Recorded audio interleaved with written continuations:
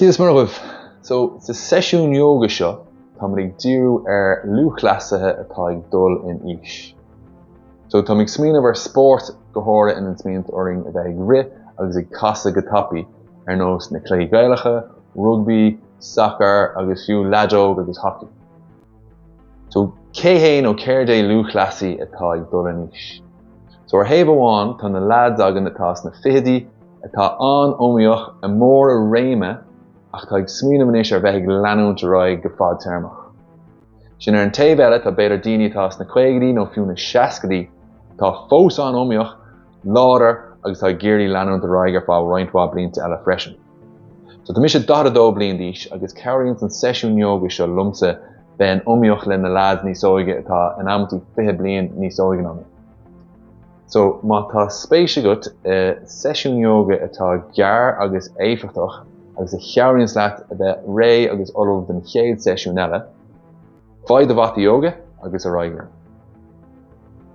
So tusámid in ar seasamh agus tusámid leis na gúlaí, muinéal agus an cnábhdroma agus aibreámid síos i dro na crumán agus na cosa síos go na barachín. So iad a cheasamh go cumpórdach, tusámid ag casa ag féchan tro amháin agus ag féchan an tro eile. Gus féidir bheith ag anáú go séimh tríd an trón. Sin ag ordú de cheann sús a dro na spéire agus sin síos a dro an talún.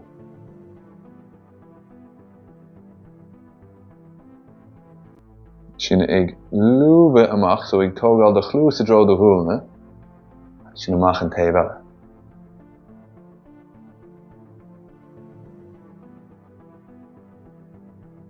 Sin sin lábha amach agus díreomid inis ar na gúlaí, so ag casa na busa a dro na spéire, sin a dro an balla taobh hir diaid.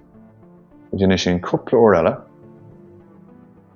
sin leanúirt ag anáú tríd an trón más féidir. Sin cas bus amháin a dro na spéire, sin an bus eile.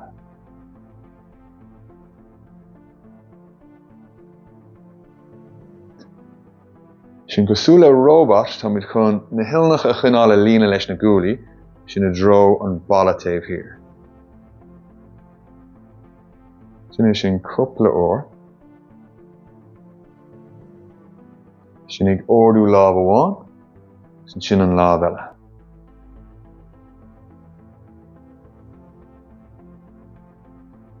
Agus creamach na lámha beidir cas ó thaobh go taobh. Ní sé dul isteach sa cnábhdroma tá muid chun cúpla rullaí cnábhdroma nó spinal rolls dhéanamh.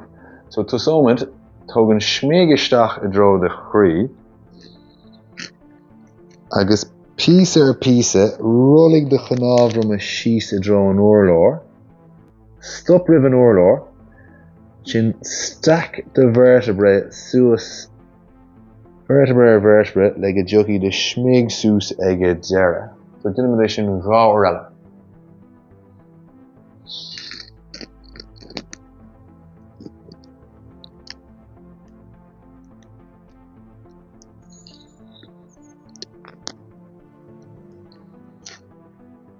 Beidir na lámha hín suas. Right. So. Okay.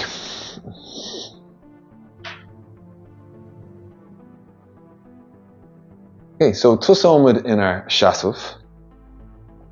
Agus rud atá an deas chun duinmh, beidir check-in dhéanamh ag a tús agus an sin a ríist ag a deire. So cairíonn sé lumsa nuair atá mo thúla dúnta, cúpla anála thógáil, alright, so tusámid ríist.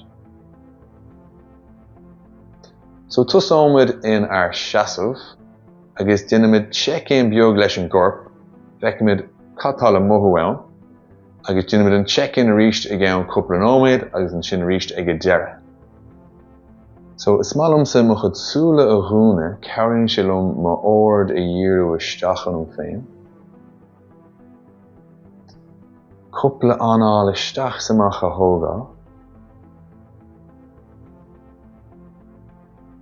Sin ag éisteach le a chorp, tuairfí deara Ein áit bhfuil cinál teannas nó fiú séimhe le mothú. So beidir timpealler de bhuinéal agus na gúlaí, an cnábhdrumme agus do ghrim. Sin ó na crumáin, síos tríd na glúine, na sála agus na barachín. So ní gá ein rud a ahrú ag an buinte seo, is tuairfí deara an méid a cheasan samachta.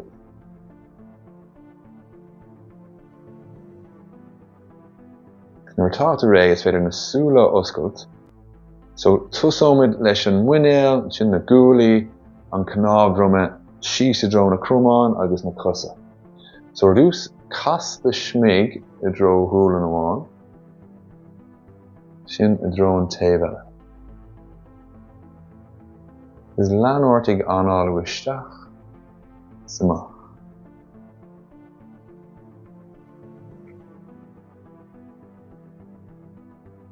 Sin ag ordú de smig a dro na spéire, sin a dro an urlór.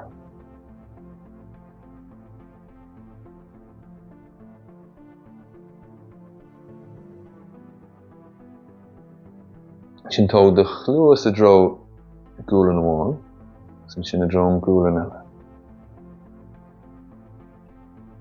So hé, té.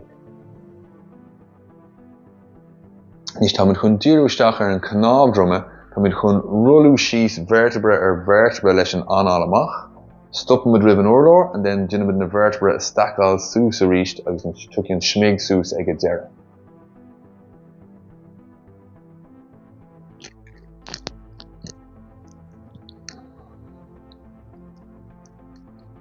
Stop ribh an urlór, stack na vertebra sús ceann ar cheann,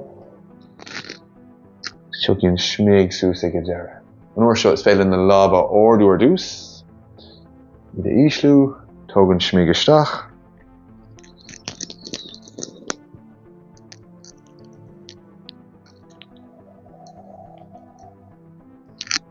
agus uair amháin eile.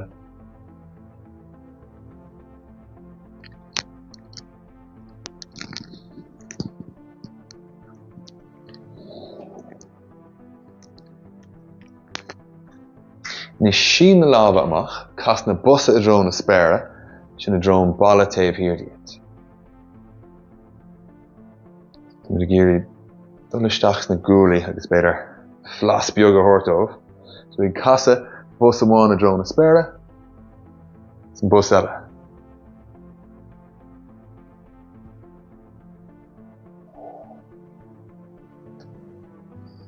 Nís go súla robot, íslig láb amháin, sin an láb eile.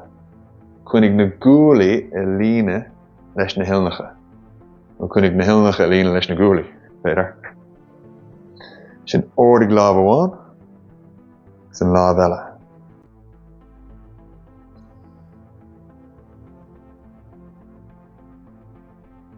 Sin creamach na láb agus na gúlaí.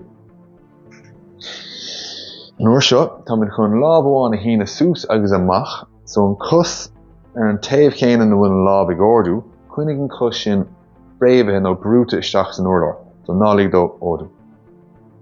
Suas agus amach.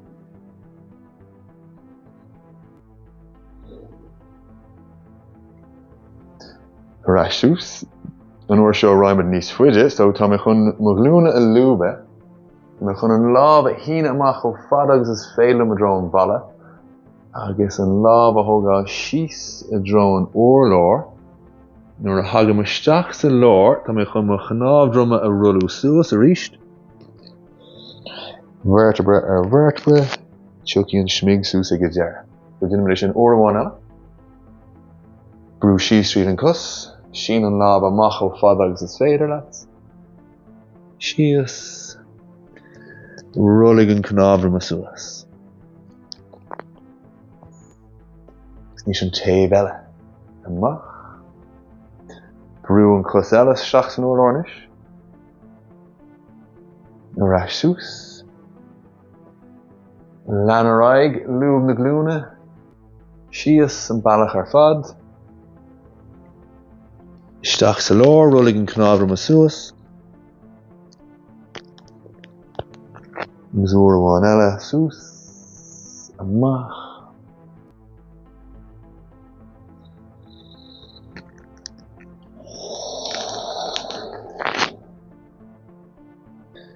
Is malum se check-in biogi in an seo. So lig na gúlaí socrú síos an smig a lína leis an urlór, an cnábhdrumme a lína le de bhuineáil. Tá cúpla anáil deas tríd an trón.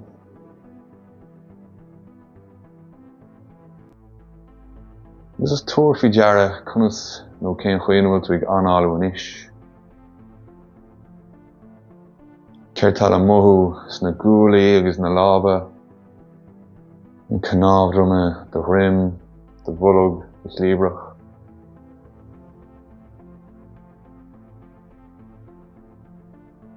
Gus conas mar tá an anáil seo an isis.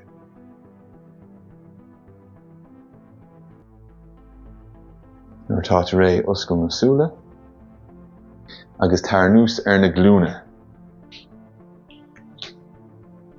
So nis tóg na lába faoi na gúlaí, agus na glúine faoi na crumáin, so tá mise chun casa. Agus leis an anáil amach tá muid chun an cat a dhéanamh,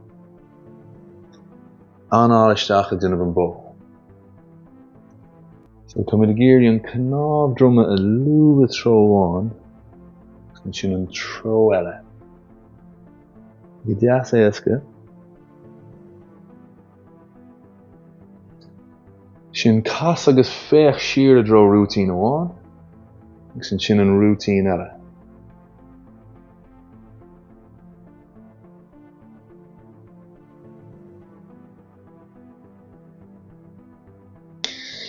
Inis tóg an cos nó cos amháin amach ar an taobh, agus sin ag rucáil siar is an ír.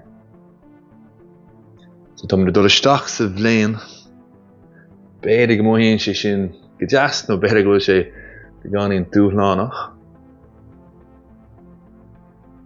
Nis chuirmid an cat agus an bó leis.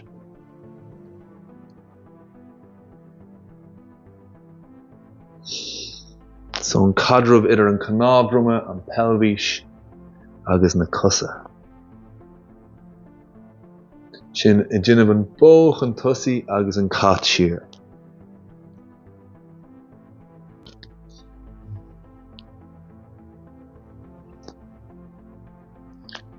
Sin tar an éirde, sin láb amháin amach ar de cheann.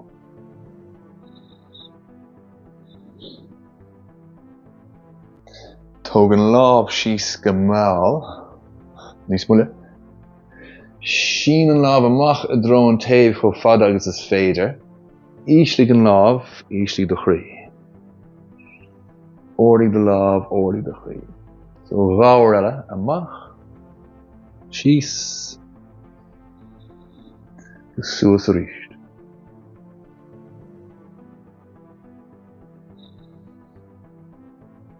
Ordig an láb ón talamh, tóg an cos isteach, gus ag duine prabanna beaga scopaí nó go tapaí amach ar an taobh.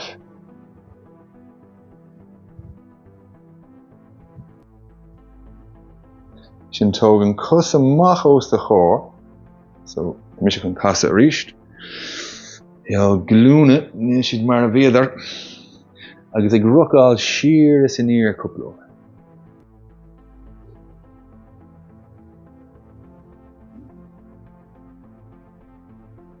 Sin sí siar agus cas an cos isteach is amach, so cosú le flas beag ar teanna na hoscuda.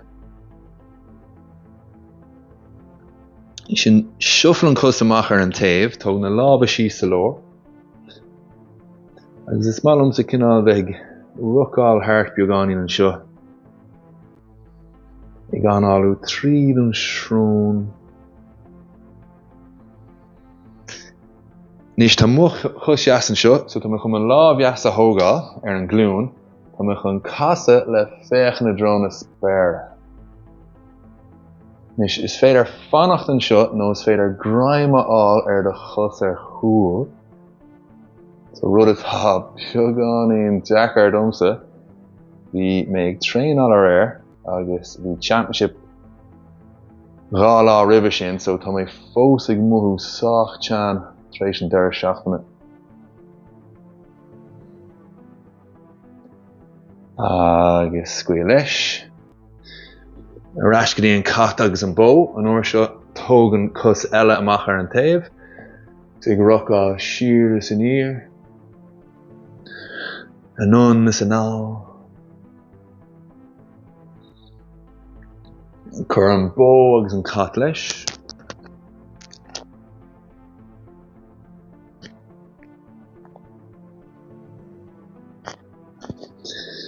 Agus an bó an cusaí agus an cat siar.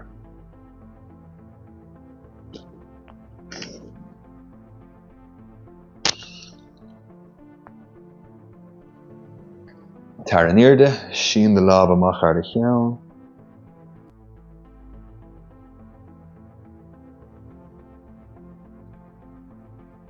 Íslig an láb go mell. Sin an láb eile amach ó fad agus is féide. Ordig an láb, ordig de chrí. Ríist.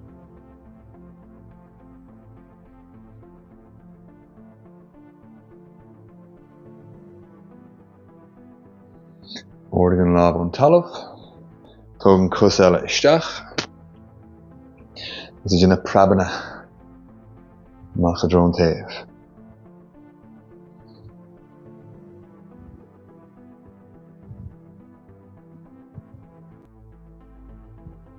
Sin tóg an cos amach os de chóir. Agus ag rucáil siar is an ír ríist.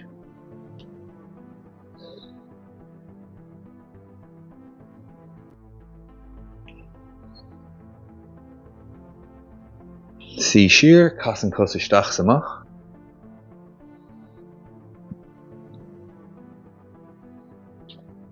Siofl an cos amach ar an taobh beagáinín, láb a taobh iste. Agus ag rucáil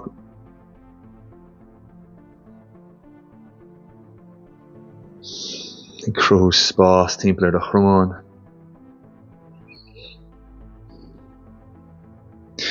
No na coróga ar an smuintear a charan. Agus an seo tá muid chun chun Lúthchleasaithe a thógáil ar an Lúthchleasaithe nach an casa a drón a spéire. No más mín leat is féidir gráime áil ar an gus ar chúil. Cic isteach sa láb. Féach a drón a spéire.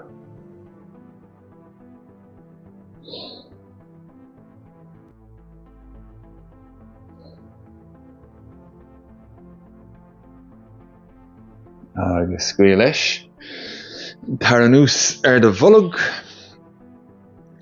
Brúna hilnacha isteach san orló. So náit bheith tite síos mar seo brúna hilnacha wet. Ordig cos amháin. Sin cos eile. Sin dáchas.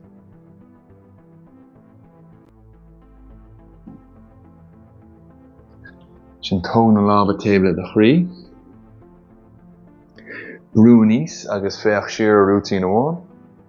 Agus siar ar an rútín eile.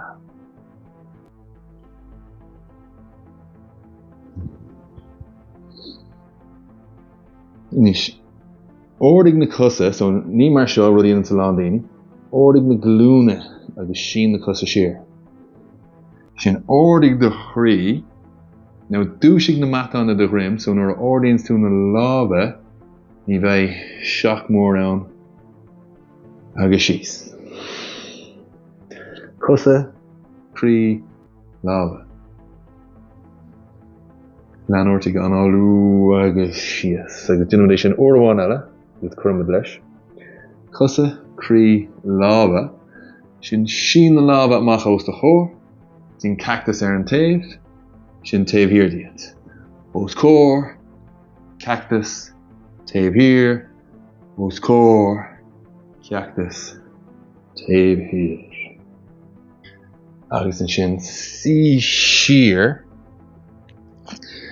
So mas rud ag bhfuil cinál ceorcail nó leathcheorcail a dhéanamh go le do ghrim, Sin go bra, is féidir na lábha a chur faoi de éidean. Agus nó, má tá sé éascalóirde, is féidir de cheann a thógáil nús ar an uair leor.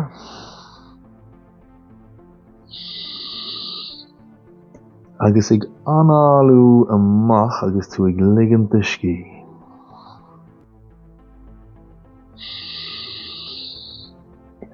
Agus rud atá ancearach má úsáid má chorm tú leas-second nó second leis an anáil amach a dhéanaan níos fuidir ná an anáil isteach. Is féidir lei sin cearú linn scaoile leis an teannas ón na mata an timpeall ar an gnábhrama.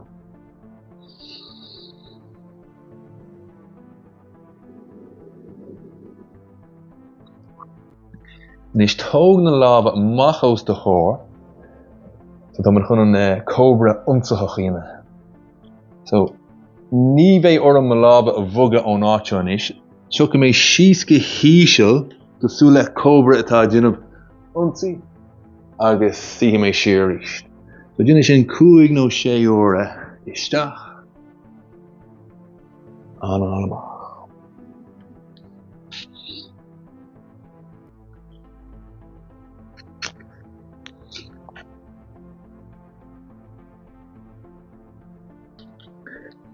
Agus dus ar feadh cúpla anáil eile ghlach sos an seo.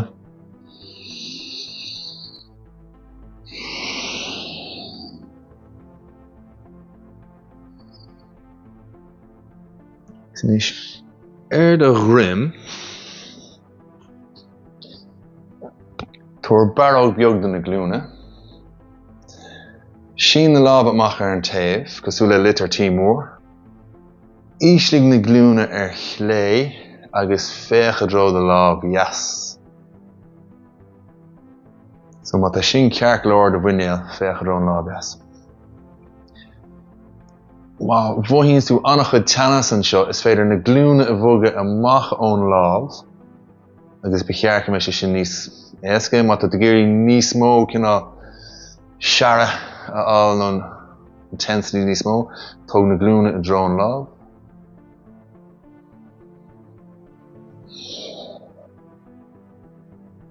Agus an féidir leat an anáil amach a úsáid a ríist. Agus ag scaoile le aon teannas atá timpeall ar na heasnacha taobh de bhológ agus do dhúlan.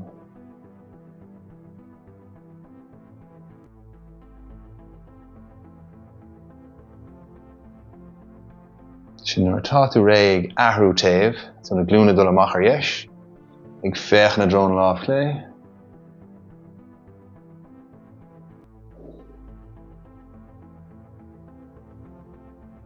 Na glúine san átas compórdaí dit san nóméid seo. San anáil amach a ríist mar chara agat. Ligint an chorp, socrú síos a ríist.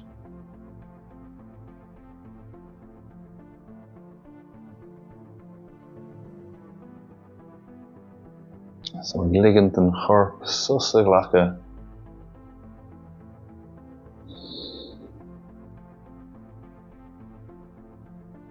Agus an clachta dearnach, tá nós beidir ag daoine ortha léimtear an píosa beag seo ach bíú go mór é, ar bhealach seo ná a tharlaíonn san dríocht.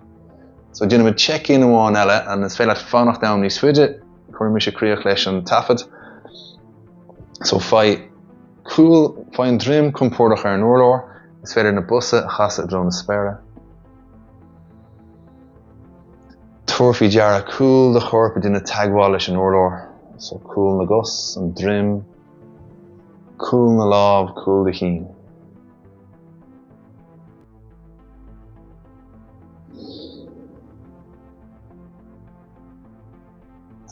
Agus is duna checkisteach leis na cosa tuairfí deara aon teannas, séimhe nó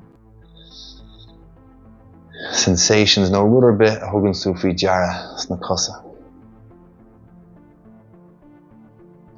So an routine, glúine, sús go fada leis na crumán.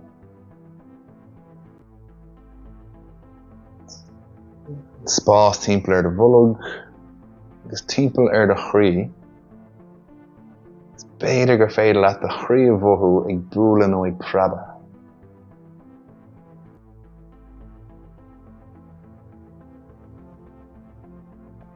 Nis catal amú sa drim agus an cnábhrama dul ón belbhís suas go cúil de chin.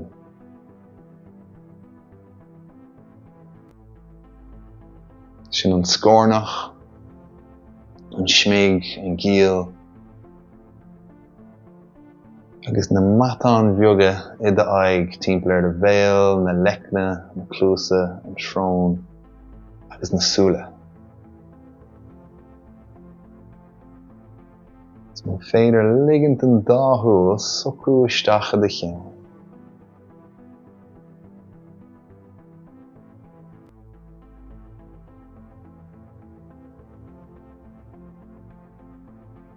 Agus dearad ag díriú de chorp fad ó na barachíní sús go bord de chin, lába, cosa, na chrí agus na súla.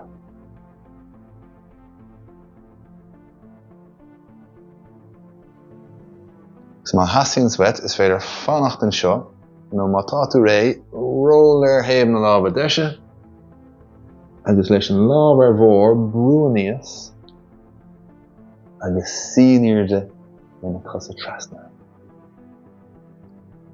So tá tú fós an seo, so mollamthú, tásúlagum gúil tú ag mothú níos oscailte de chorp, gúil tú ná an glúiseacht bhealach níos comfortaí, agus gúil tú mothú níos séimhe ionad hain. Agus gur féad leat na rudaí sin fad a thógáil leat isteach sa chéad seisiún tréanála eile. So go dtí an chéad uair eile, slán agus beannacht.